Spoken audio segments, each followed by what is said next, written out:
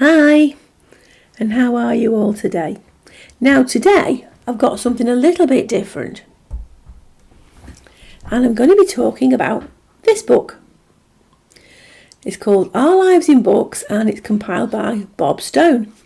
Bob Stone owns a bookshop called Right Blend, which is quite near to Waterloo train station in Liverpool. It's on South Road if you'd like to go and visit it. Apparently, Bob Stone was reading an article which claimed hardly anyone's into reading these days, which is such a shame because for me, it's been one of my great pleasures in life is reading. I love reading. I always have done. So, having heard about that, Bob Stone decided to ask a whole bunch of people, what did they love to read? Is reading important to them? What influenced them? What was their favourite books? And the result is this book. It's a collection of non-fiction essays all about the love of reading. And it includes one of my little things as well. On the back of the book, it says, reading for pleasure is at an all-time low, or so we're told. This book just might change your mind. 59 book lovers write about the books that have influenced their lives, inspired them, or simply brought them joy. Some of the contributors are established, well-known authors. Some are readers who are published here for the first time. In this collection, you will rediscover the classics you've loved and find many new titles to add to your to-be-read pile. Above all, you will learn that the love of reading for pleasure is alive and well. Sometimes you just have to look a little harder. Do people no longer read? What a crying shame that would be. I've loved reading all my life. I can't imagine not reading. Anyway, what I'm going to read right now, put my bookmark to one side, is my little essay, which has got an illustration of an apple with a big A underneath it. You'll find out why in a minute. My essay was called Reading as a Journey. Reading is a journey. Reading fiction is a journey that begins when your eyes brush over a book's opening line. Like any journey, it is not without risks.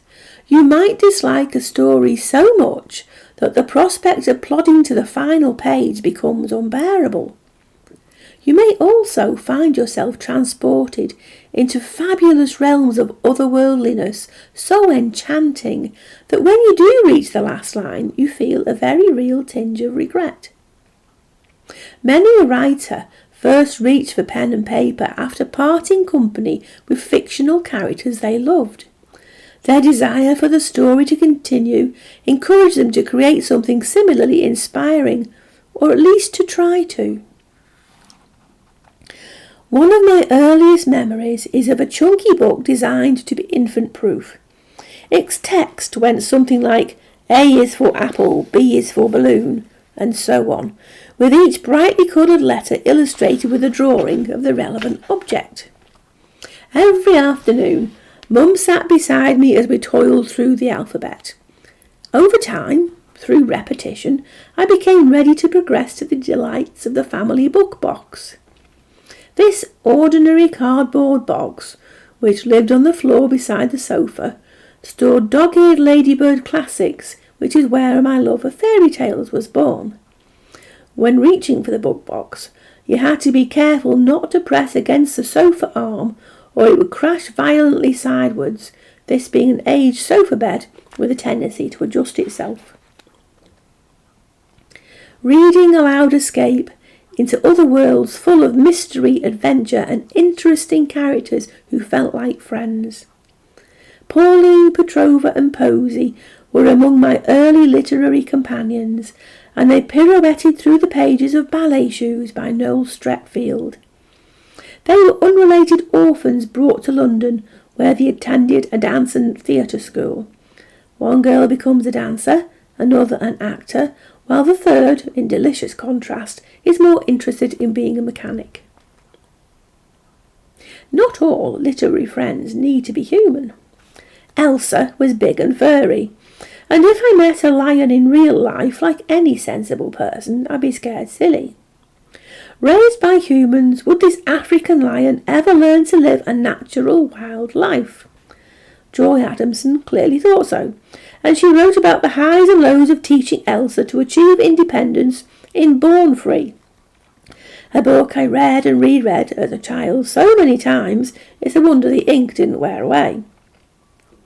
This was probably my first introduction to ideas about conservation and the impact of human activity on endangered wildlife, a theme continued by Gerald Durrell in Catch Me a Colobus and My Family and Other Animals. Two cheery sagas with a supporting cast of exotic critters, which sounded intriguing, as my family's menagerie at that time extended to a rabbit with a penchant for ginger biscuits. Another animal-based book from my formative years featured a philosophical seagull.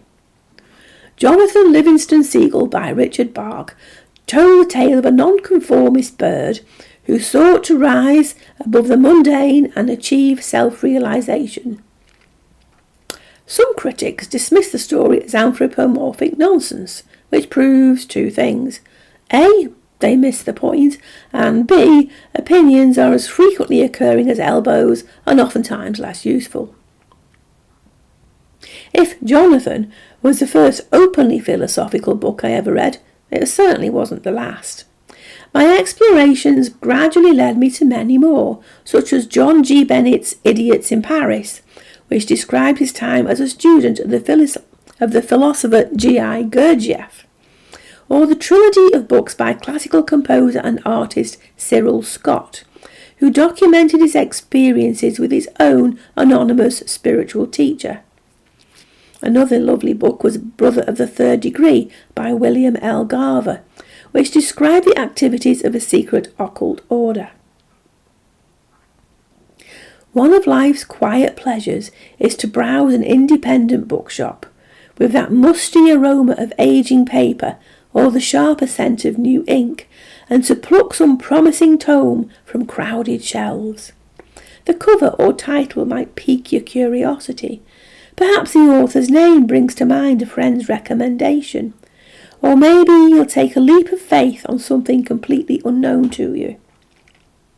The world is stacked to its cosmic rafters with enticing books, and the most avid of readers would need to live forever, like one of Anne Rice's Elegant Immortals in her wonderfully imaginative Vampire Chronicles series, in order to read even half of them. Some books become lifelong favourites.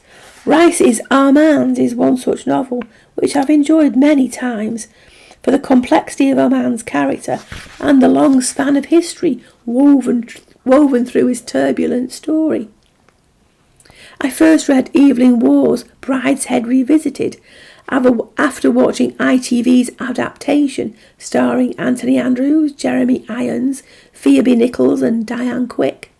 Apparently, Waugh thought his novel too nostalgic and sentimental, yet it remains one of his most popular works.